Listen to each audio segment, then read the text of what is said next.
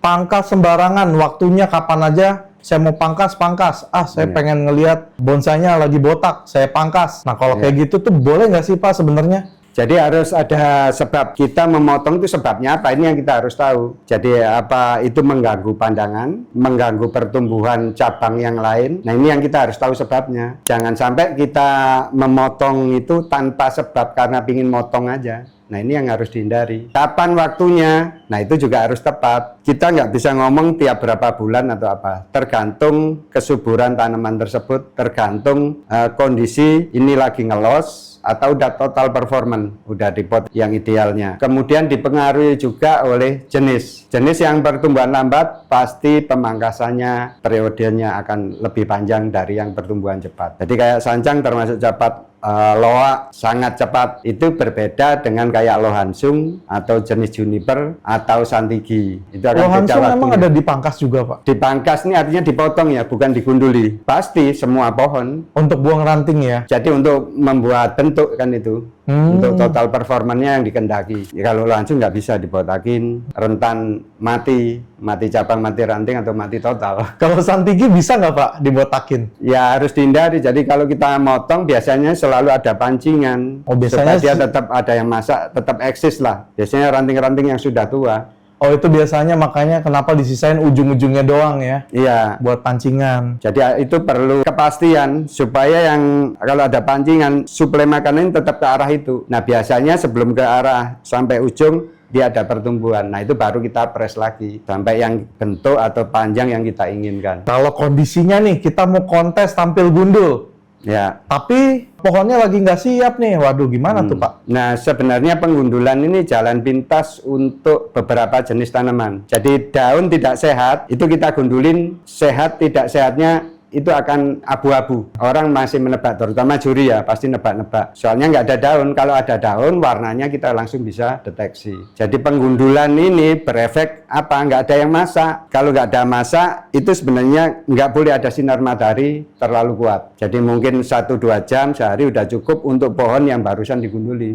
Penyiraman juga gitu. Jangan sampai kita nyiram media. Jadi kalau takut dia kayaknya panasnya apa? Tinggal dispray aja ranting dan batangnya aja. Oh, berarti gitu. Atasnya juga harus disiram ya Pak? Iya, dispray aja kalau itu istilahnya. Nggak kuyup diguyur ya? Enggak. Jadi media biarin dulu. Kebanyakan kita itu kalau mau kontes, terutama anting putri, sancang, terus mungkin juga beringin itu tampil gundul. Itu akan membawa efek kerusakan di pohon secara bertahap. Tidak langsung, tapi kalau itu dilakukan terus-menerus sampai beberapa tahun, beberapa kali, akan ada masalah, akan timbul masalah. Oh, berarti buat teman-teman yang punya bonsai jadi, khususnya kayak yang beringin, yang mau tampil gundul, kalau bisa setahun sekali aja ya digundulinnya ya? Iya, kenapa kalau kita mau tampil di kontes itu digundulin? Ya karena untuk hindarin itu tadi, pertama kan kesehatan.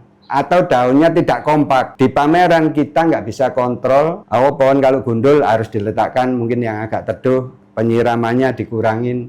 Itu tidak bisa, pasti semua rata disiram. Oh berarti banyak juga ya pohon dari kontes stres gitu? Tidak langsung, makanya itu kita sebenarnya udah nanam bibit penyakit di pohon itu. Salah media tanam. Nah banyak banget nih Pak, teman-teman yang baru mulai bonsai itu ngedenger media-media yang misalnya oh kalau misalnya santigi harus pakai pasir malang atau harus pakai pasir bangunan, nggak boleh pakai tanah. Kalau misalnya anting putri bagusnya pakai pasir malang, pakai sama tanah sedikit.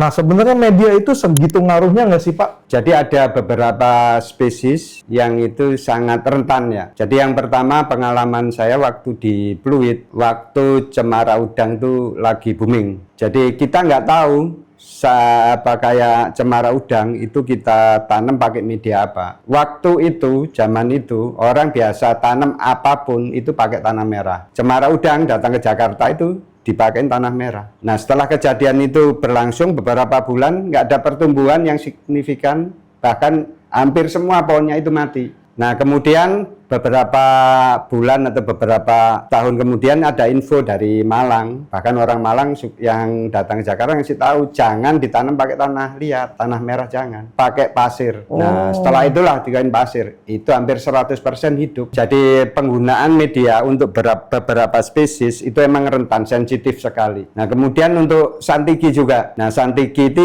dulu juga di Pluit datang pertama, itu bagus-bagus sekali bentuknya. Nggak ada yang hidup, kasusnya persis sama dengan cemara udang. Oh, berarti banyak juga ya korban malpraktek ya.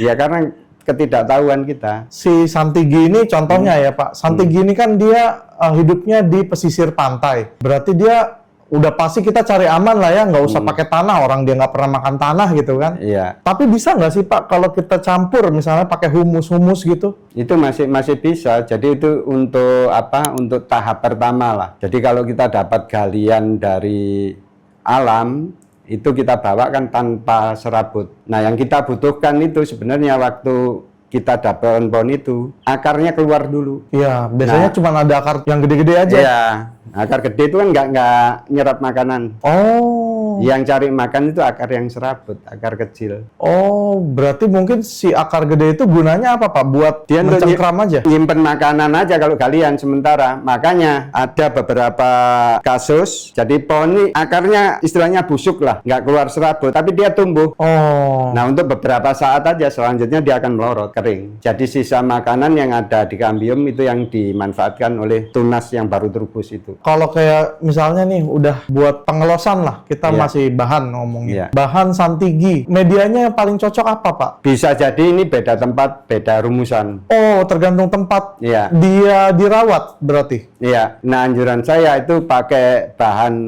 untuk media, kalau Santigi tetap yang porosnya tinggi. Nah, porosnya tinggi itu bisa kita dapatkan dari pasir secara umum. Pasir Malang atau pasir bangunan. Kalau pasir bangunan kita pakai yang kadar lumpurnya paling rendah. Nah, itu sebenarnya waktu ngecek bisa kita pegang aja. Kalau dia keset, apa artinya kadar lumpurnya itu minim sekali. Nah, itu bisa kita jadiin media. Nah, waktu Santigi habis kita tanam dulu di Jakarta, di Pluit itu dengan tanah mati semua, kita pakai pasir bangunan. Ya, hampir 100% yang hidup. Kalau pakai sekam gimana Pak? Kalau sekam, kalau menurut saya itu nggak bisa terus-terusan untuk tahap pertama aja, supaya media itu gembur, jadi mempermudah akar serabut itu keluar dan saya menjalar sampai dia kuat, mungkin udah ditiadakan untuk sekamnya. Kurang bagus atau kenapa Pak ditiadakan? Sekam itu di periode tertentu akan banyak menimbulkan jamur. Nah, jamur itu yang istilahnya merusak akar. Sebagai campuran juga kurang bagus Pak? Untuk tahap awal itu aja. Jadi kalau udah, apalagi udah performan, hindari kalau menurut saya. Nanti kita capek kasih istilahnya fungisida atau apa untuk ngatasin jamur, terutama yang di akar.